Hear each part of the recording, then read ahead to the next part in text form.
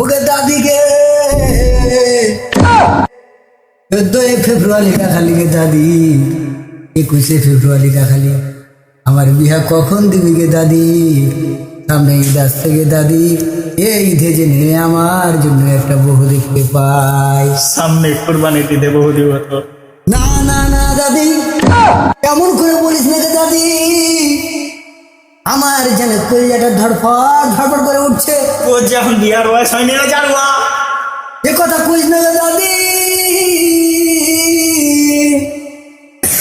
এই যে মনে হয় আর কয়টা দিন বাকি আছে গে দাদি।